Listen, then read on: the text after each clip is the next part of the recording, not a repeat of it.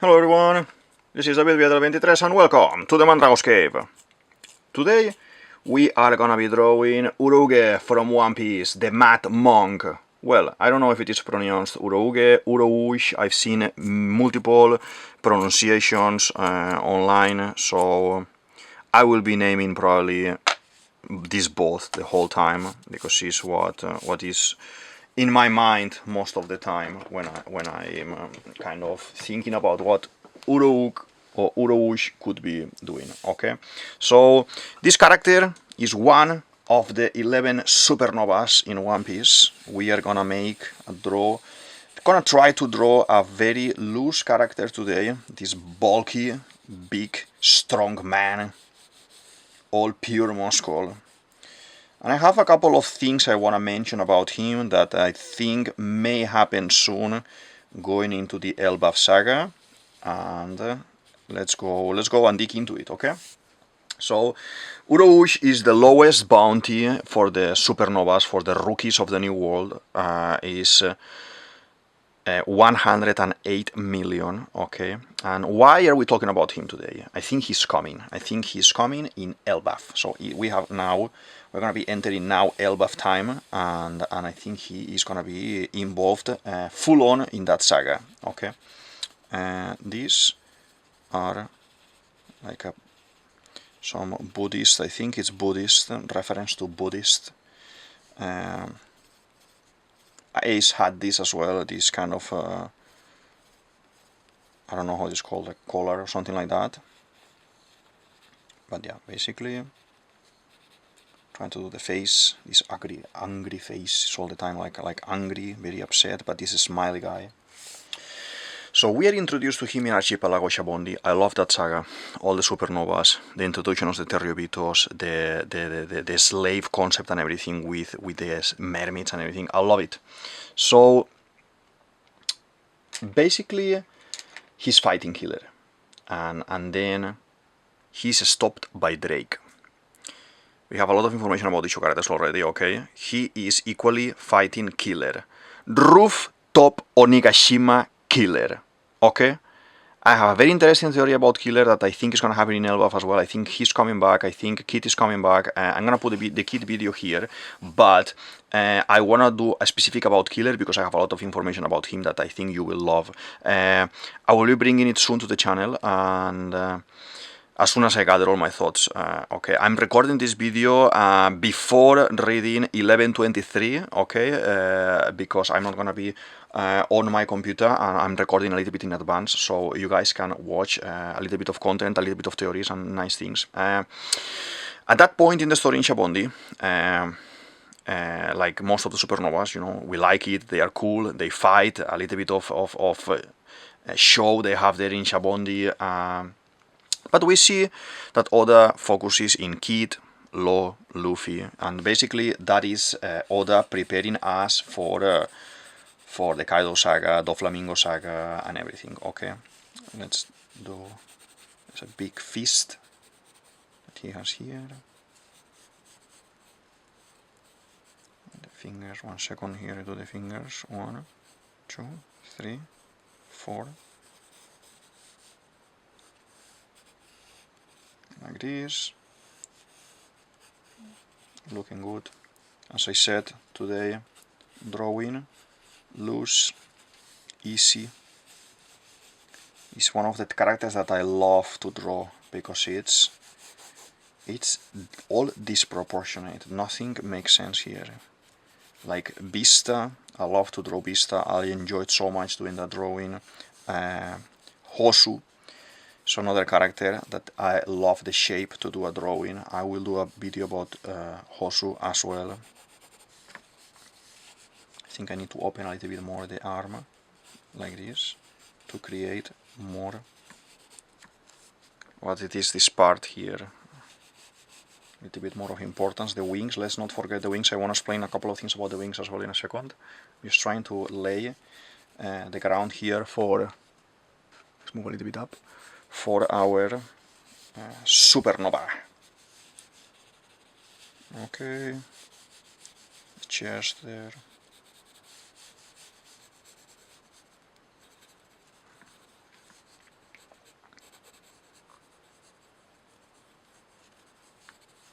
something like this starts to make sense for me.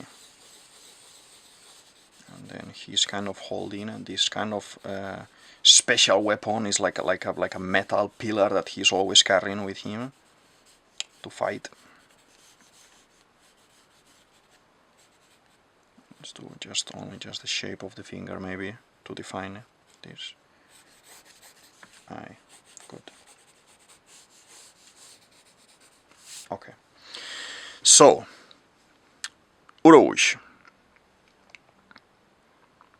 At that point in the story, as I was saying, we are introduced to the supernovas, but Oda is focusing on Kid, Law, Luffy, etc. Okay, preparing us for Kaido. Good, that's good. This man with an unnamed fruit that allows him to gather the enemy attack on his body, absorb it, and transform it into pure force in his body to attack back. And he gets big. He gets big and big, okay? So he was able to punch back the PX, the Pacifista, and get as big, bigger than a Pacifista basically, or as big as a Pacifista, start punching him like Frankie boxing.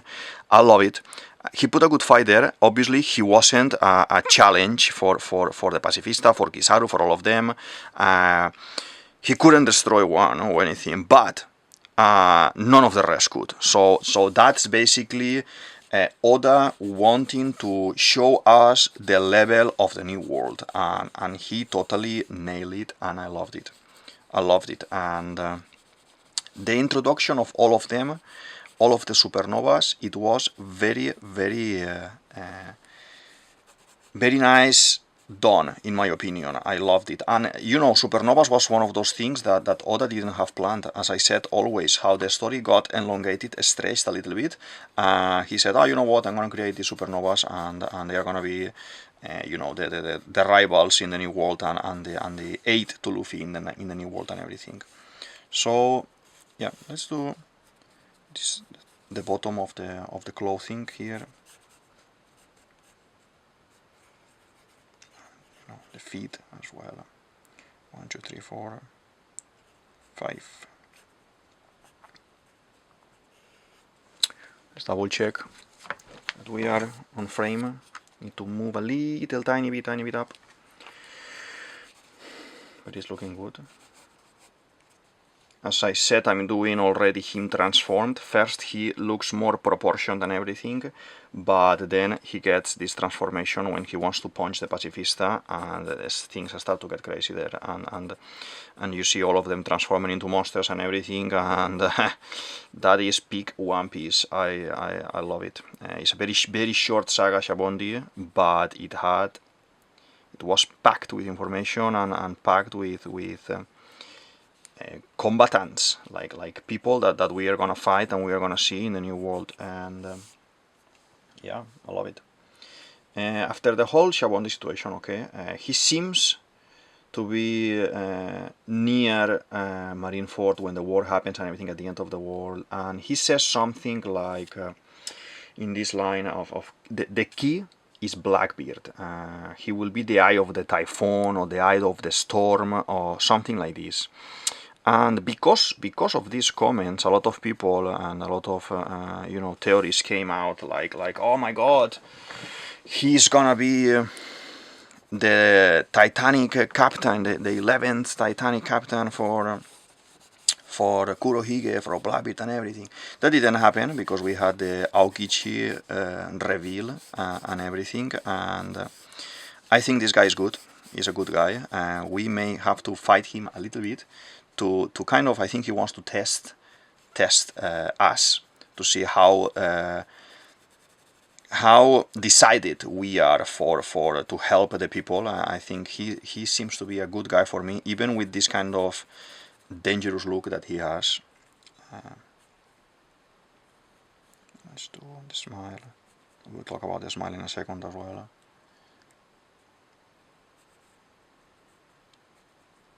As I said, these type of loose characters and the strong guys, bulky, big guys, are my favorite to draw.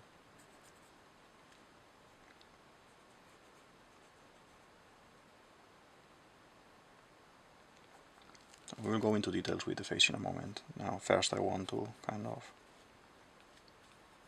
focus in having some kind of design on. Okay, the wings are not seen much here, and then here and here. Okay, nice. So basically we see him then after time skip, and he's sitting in a cloud all wrapped in bandages, looking at Kaido, praying for him when he jumps from the balloon terminal in Sky Island. Okay, a relevant point about him is that he is Sky People. He has wings pretty similar to the wings from the priests in Enel's story, and I believe they are related, they are connected 100%. Okay, they are connected and they know each other 100%. There is a Oda drawing of him as a kid with Skypiea wings, and later when he grows, now we see him with Birkan wings, that is this type big wings, not the ones that are pointing up. Okay. Basically, I think this can be maybe related to power, normal people having small wings, and as you grow in fighting power, but haki specifically, the wings may grow maybe because all of these priests, they have very strong haki, and you know they call it the mantra del and everything, and this is an introduction for the whole haki concept as well. Observation haki.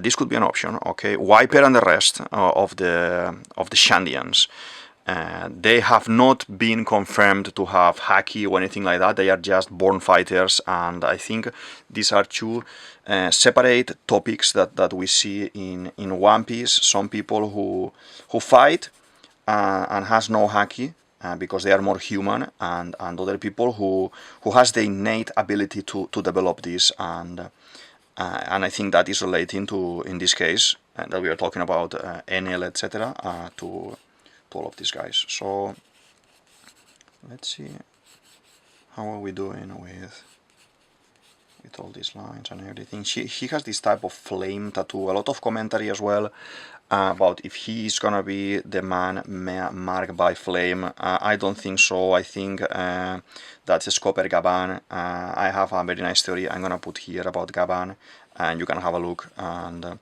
tell me what you think about it. And all of this in Elbaf. He is definitely in Elbaf showing up, and we need to see the last and only Supernova that we don't know anything about him yet in the main story, that we haven't seen him, like we've seen Capone Biggie, Basil Hawkins, Law, Drake, Kid, Bonnie, Luffy, Zorro, Killer, all of them we have seen, but I don't think I'm missing anyone, but still need to see Urouge, what he's gonna be doing, Urouge, and yeah, everyone is asking for that. Everyone is crazy for that. I think Oda listens, and it can be very, very interesting if the Enel connection happens here. Okay, so this whole concept with the wings, I think, yeah, Enel basically, how he was superior in haki to everyone. He ripped off his wings, and he had become a superior being. He put the tambors, these drums of liberation that I explain as well in my Enel theory, that I'm going to put here, my Enel theory. Very, very interesting, because obviously he thinks he's a god. The Sky People know the stories about Nika like the giants, and I think he believes that. I explained that very nice in that theory. So he's from Birka, the island that Enel comes from and was destroyed before Enel moved into Skypiea upper yard with the whole army and everything, and when they defeated Gunfall, blah blah blah, etc. Okay. Wings. I don't think I need to actually sketch the wings, because we will do it as we go here loose, but just a couple of lines to define more or less what we want, like this. Yeah. This arm is a little bit funny, so let's try to adjust it a little bit, like this, and like this. Yeah,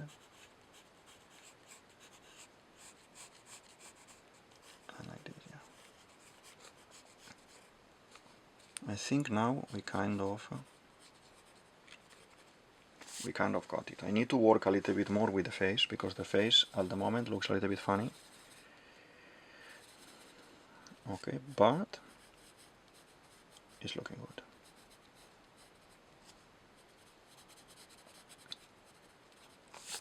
Okay, okay. Let's just start digging into the fine liner 0.2, as we normally use, unipin here to define the character. Okay. I think he may be the fifth priests of Enel. It's been always mentioned and in SBS and comments and everything that there was another priest. I think that he, being good, fled Enel's group and started his own adventure. I don't know how he was able to escape, and he's a man basically full of mystery right now, because Oda leaving him for the very, very last of the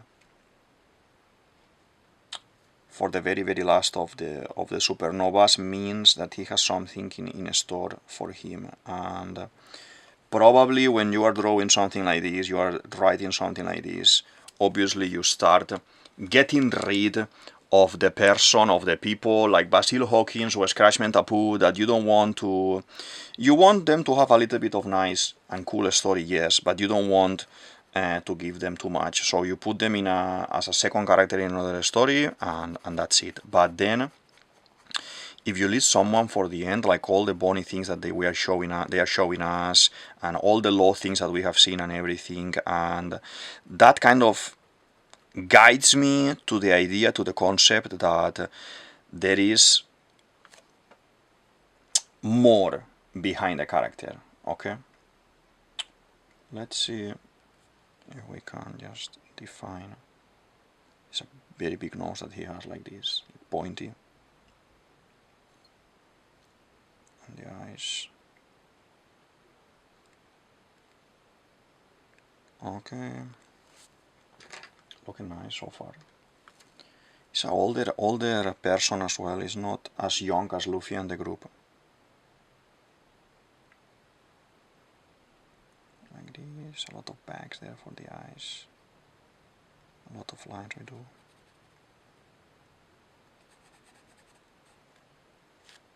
Okay. Just that hair. And the neck part goes here backward because he's very bulky and very big and very transformed in this kind of in this design. Like this. Nice. Nice.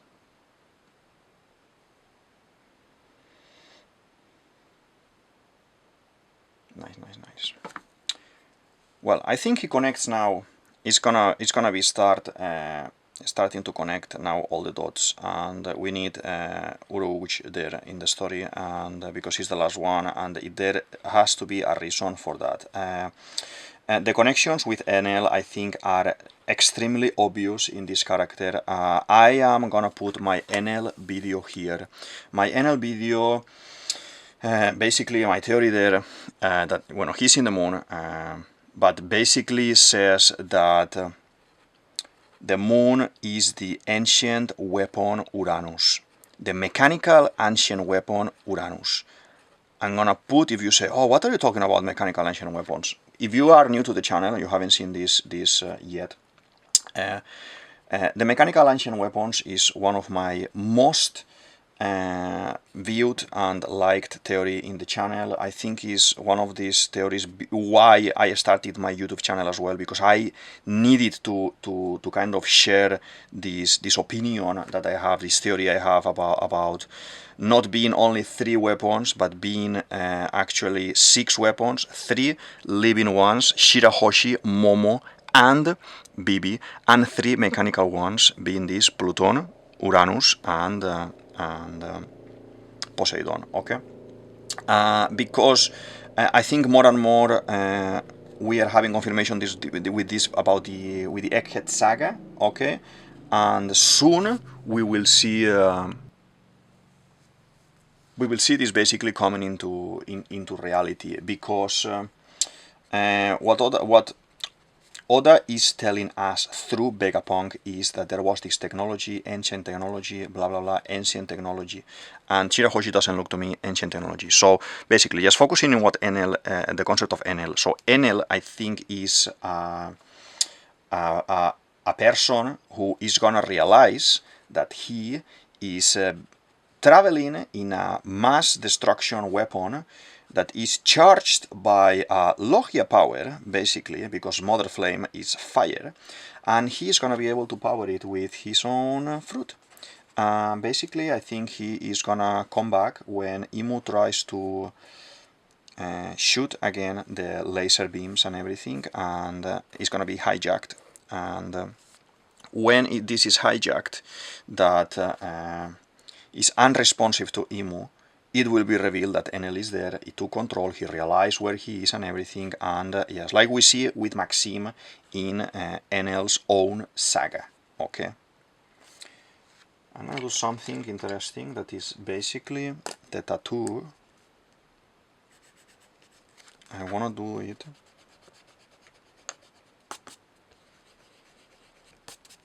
already in blue, so let's put the blue here for to do it in a moment. But yeah, feel free to check that theory, that video theory, because it is very, very, very cheeky what is gonna happen there, very interesting, and I can't wait to see.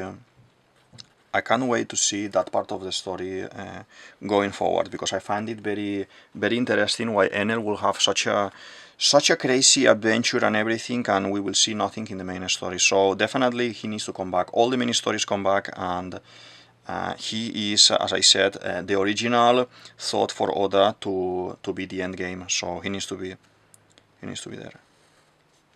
Let's do the pillar. This pillar is massive like a house, so imagine how small it is looking next to him, like this. Very nice. So Elbaf, I believe, to be connected with the Sky Islands totally. Now we're going into Elbaf soon. I think this whole concept of island hopping that is explained at some point in One Piece, that's how Bellamy went to Skypiea and lost her crew. They say, oh, knock up a stream, like Luffy went, or everyone dies, or everyone lives. But the Hopping Island from the, I think it's called the High West Point, or the High West Peak, from there, I think that's in Elbaf. That's on top of the tree, on top of the Adam tree.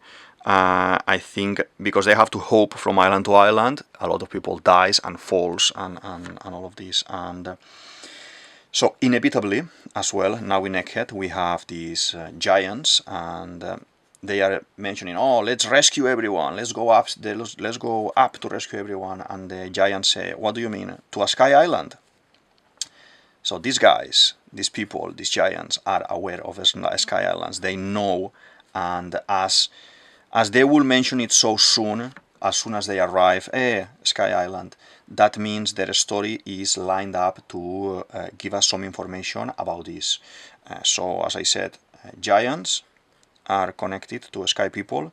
There is a port called the High West Port, probably, or point, that basically it allows you to go into the Sky Islands. I think all the Sky Islands are connected with cloud strings like Doflamingo, because we see that they are able to work this material in Skypiea.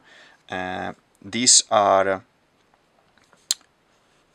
attached to the Adam tree, and I think if you check the ancient weapons theory that I mentioned before, that I will put it up there, if you check that, I mentioned that with the mechanical ancient weapons, we need to destroy Adam tree.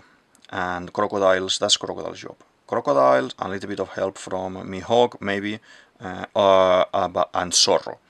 I think like they did in Skypiea, the vine needs to fall and needs to be dropped. And there we will see how when the tree is falling, we will see all these Sky people in danger. And then there comes Bibi. I'm gonna put the Bibi theory as well. Bibi is gonna be Uranus, like Shirahoshi, so the real power of Uranus. So she's gonna be able to control a flying beast that we don't know about yet, that I think is going to be on top of Elbaf as well, or in the Elbaf underground. I have a very nice theory as well about journey to the center of the Earth. I think we are going into. I know it's a lot of information, but it's connecting everything. I think we start Elbaf a little bit. We go into the story of Elbaf a little bit, and then we travel to the center of the Earth, and then we find there Skopper, the man marked by flames. And I'm gonna put all these videos in the show more section. But basically, there is a lot of lore with Jules Verne, Julio Verne, and these concepts for the story: journey to center of the Earth, the dinosaurs, Crocus, Laboon, Brook, and all the Enel story and storyline. And it can be that Oda took the reference from this writer, from this artist, some time ago, because Oda does this all the time. He takes references from reality and from books and from stories all the time. Let's do a little bit of this, yeah, looking good. A little bit of apps here as well on the side. And here too, but looking very nice, the drawing so far. As I said, loose drawing, like this.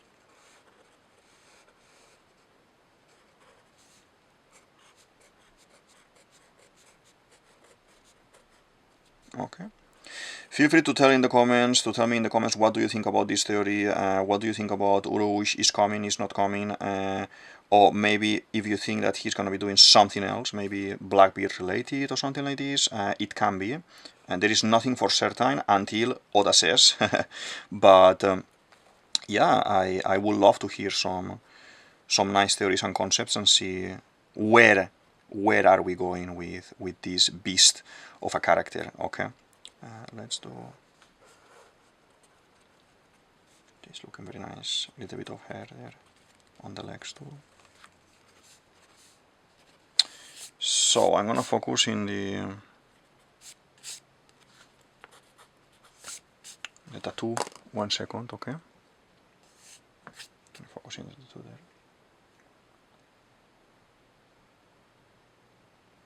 So we know, you can say Elbaf and Skypiea, the giants, they can't be in the Sky Islands and everything, but at the same time, think about this. Who is talking about the sun god originally? Originally, we have the mentions of the sun god with the Shandians, the sky people, okay? And then later on, we see again mentions of the sun god with the giants, with the whole Big Mom story, with Dory and Broggy and everything. And what we see there is that Oda is trying to world build and connect different people from different stories, different parts of the world to the same outcome. So it will make sense, the Gyojins as well, that all these races, they are connected somehow. We are seeing as well a lot of different people and different, let's say, races, yeah, coming into Joy's Boy, comment, or crew, or group, or we don't know yet, but all of this, as I said, it is connected. Sky people, giant people, same gods, same beliefs, they need to be connected. Okay, the legends of Joy Boy as well, probably. Sometimes, you know, it's very interesting as well that Urouge smiles the whole time like a D. Have a strong feeling he may be a D. We haven't met a Sky P people that is a D yet. Enel was meant to be the final 5 years boss, as I said, in One Piece, and I believe he was written there as Luffy's support. I think Urouge was kind of the support that Luffy was gonna have, but the story extended, and they went for the Viper concept, that I love, one of my favorite characters in One Piece as well. I will do a video about him as well, and yeah, so Oda gave us a little bit different, a little bit of an extension, but that doesn't mean he will disconnect. If originally Urouge was gonna be in Skypiea saga, in Enel saga, that doesn't mean we will not see him again in that saga, okay? Or in that story involved with Enel and everything. Let's do this. Such a very uncomfortable way to put a tattoo for a drawing. I can't imagine poor Oda or the assistants of Oda every time that they need to draw this guy with the tattoos and everything. Very uncomfortable, I have to say. Oda, change the tattoos, or he can go to delete those tattoos or something. But yeah, looking nice, looking fine, looking sweet. Okay. So Urouge is basically the only supernova without a story so far, okay?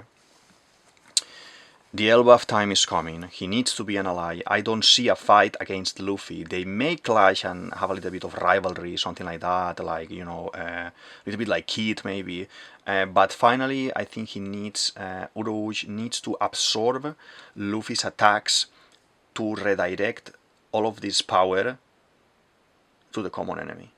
I think this is basically what Luffy did to send Mars flying away in a few chapters back, okay? So he collected Frankie, Sanji, Bonnie, power and everything to kind of bounce back and all that power to Mars and send him flying, okay? I think that is what Urouge does in real life, okay? And it can be the explanation of what Oda intends to show us with Urouge, that he's like a catalyzer, he's condensing energy from Luffy and probably other people, and he's growing to be able to punch a very important enemy to define the story. If he mentioned Blackbeard in this mini apparition in the Summit War saga, it may be related to Blackbeard as well. The one who punches can be related to Blackbeard as well.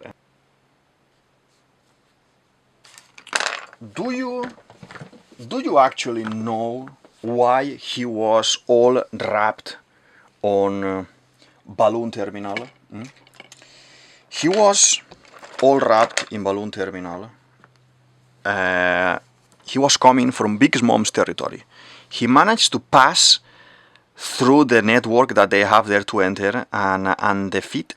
So one of the generals, sweet generals, was sent to capture and kill him. That was a snack.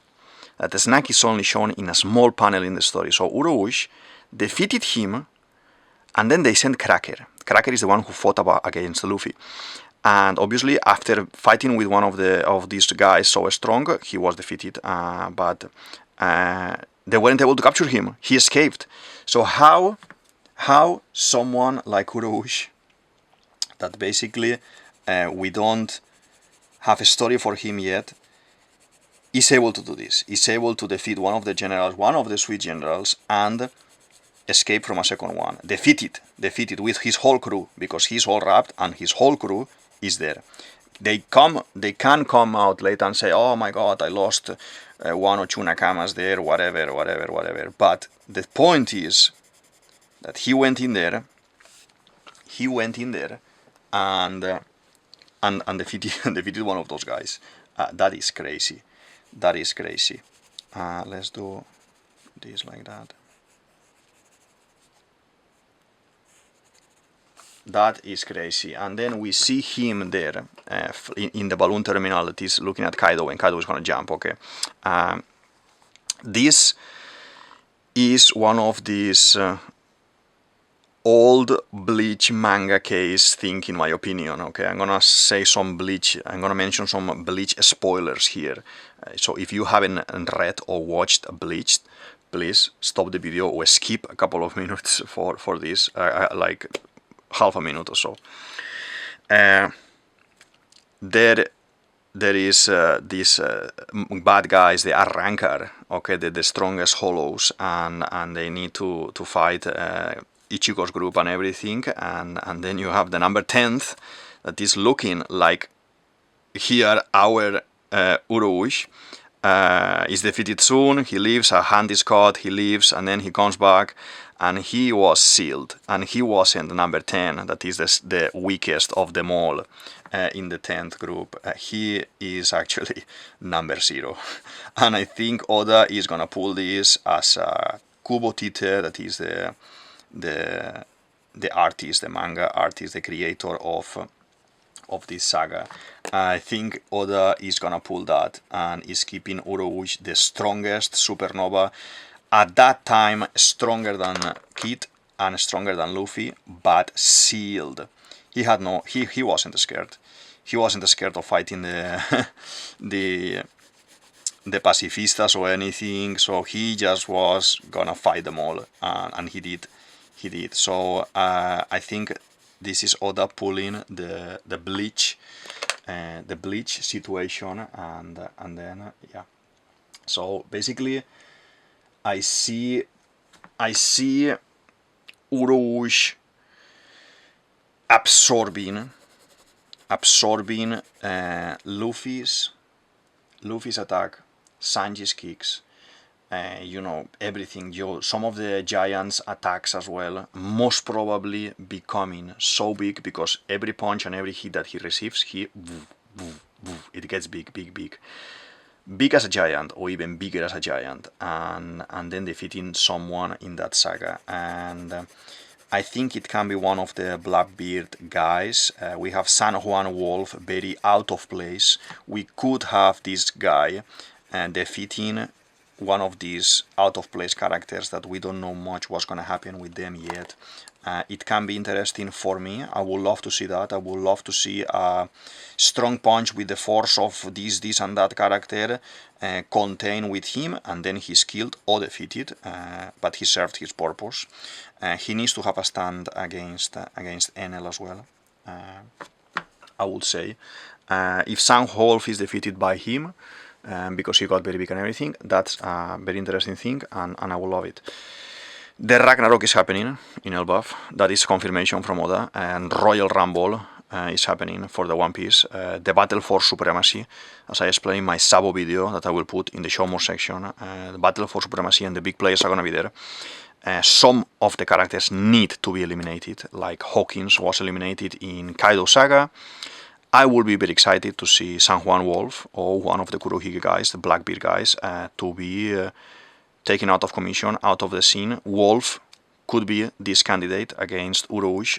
Wolf doesn't have much of my love, let's say, so far yet. We have, I love Van Auger, Katerina de Bon, you know, the originals, Jesus Burgess, and I love them, but I don't see anything happening with San Juan Wolf yet. So it can be a candidate that this guy, that we don't have much story about him, defeats the one who doesn't have much story about Blackbeard. Helps us a lot, yes, a lot, and then we move into another story, into other characters, and you know, Zorro is fighting, Luffy is fighting, and the rest of the guys are fighting, and that's what we want to see. It's this Urouge, at the end of the day, it's a support character. Like Kid, like Law is not the main character, so he can be utterly defeated, but by helping Luffy. Because with this whole vibes about being a monk, mad monk, this whole Enel resemblance and everything, he needs to be good, and he needs to help, and he needs to be strong like no one, to be honest. And yeah, I can't wait. I can't wait to see that. There is a need to have beef between Urouge and Enel as well. Okay, so Blackbeard, Enel, all of these people coming together to the same place, Elbaf or end of Elbaf, because this whole Birka backstory, I think, the race of the Sky People, etc., for sure, all of this. So I'll tell you more. Urouge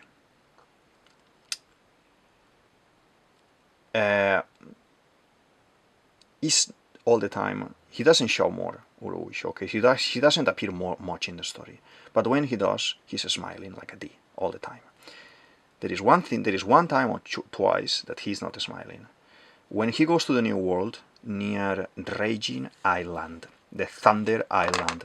That island, that thunder is falling from the sky all the time, and there's an old woman who wants to sell them umbrellas.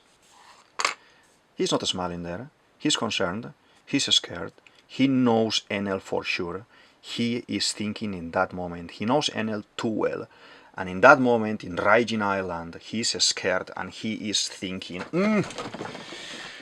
don't tell me that Enel, the man who I escaped from in Birka, in my land, is here and is creating this. And you can see it on his face.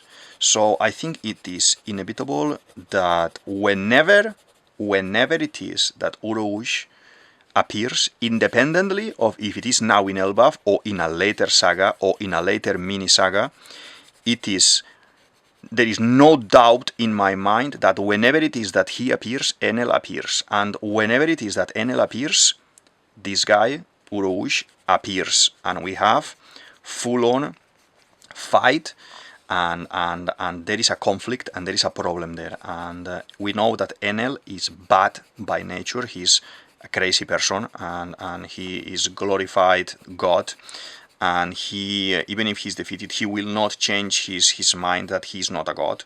Probably Enel doesn't even know the concept of Logia, and there are other people having Logia powers like him around the world, like Sabo, like Ace, like Smoker, like you know, many people. So that's why he thinks he's a god. He needs to encounter some of these. Probably if Enel is gonna fall, in the Elbaf saga, in a point, in the Ragnarok at some point, and meet Urouge and meet as well Blackbeard, he should be humbled for real, and Blackbeard could even, in that same battle, Blackbeard could even steal his fruit and kind of bribe him from the superior power and of superior being that he considers himself. And man, I would love to see that. I would love to see that, because it calls to the story. To be honest, it calls to the story. We're almost there. His dominant color today in this drawing is black, as you can see. We are darkening a lot of areas and creating this kind of shading to define a little bit the muscles and everything there. This type of character, as I say always, and I said as well today a couple of times, is my favorite type of character to draw, because the bulkiness, and I always try to do it a little bit more loose.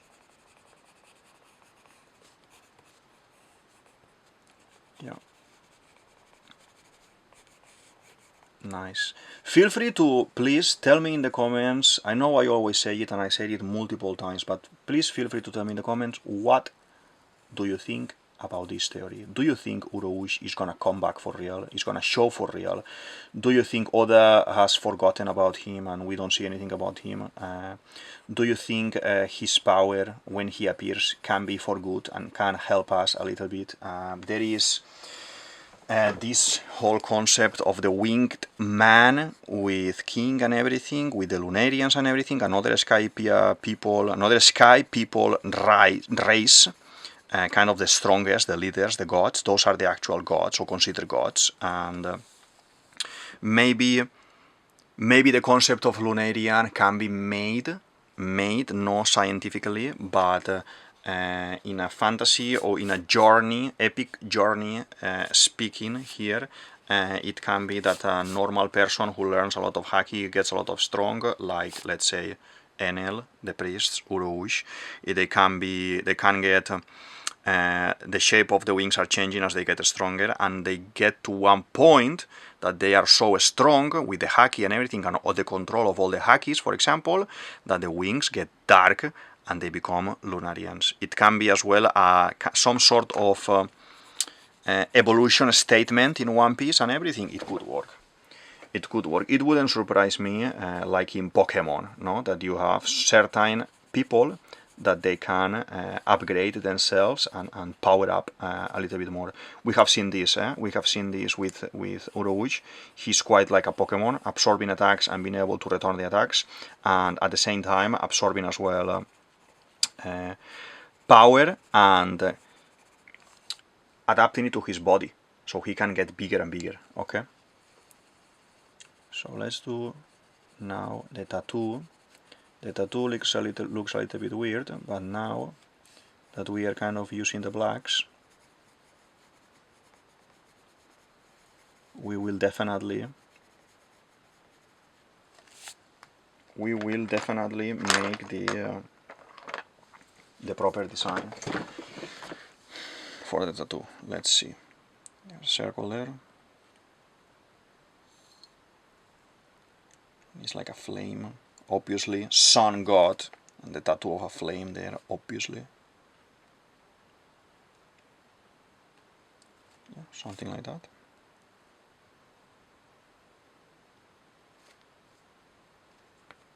And this continues there as well. I had this theory in mind for a very, very long time. I hope by the time I'm posting this, as I said before, because I'm recording this in advance and I'm not going to be next to the computer when this is uploaded, I hope, you know, 11.23 or 11.24, it didn't come with, oh, Urouge is doing this, or maybe we get something that will be super cool. But yeah, even if it is like that, I can always do another video,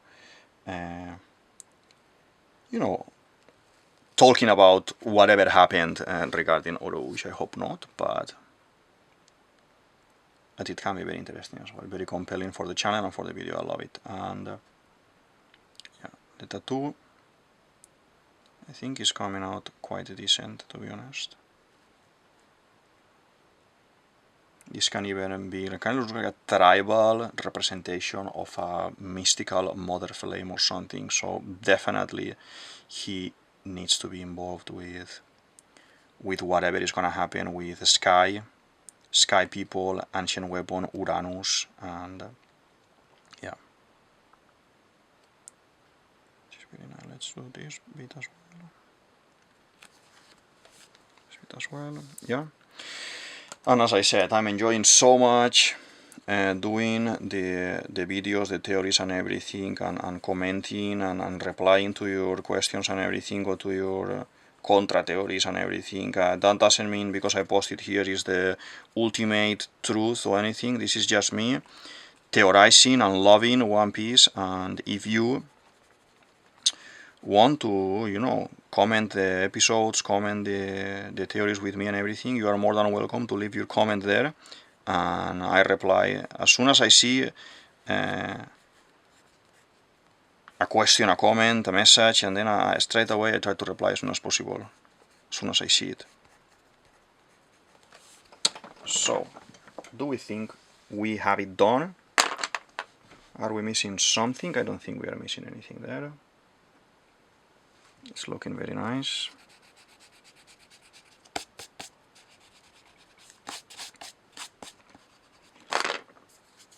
It's looking very nice. I was painting with so much black this time.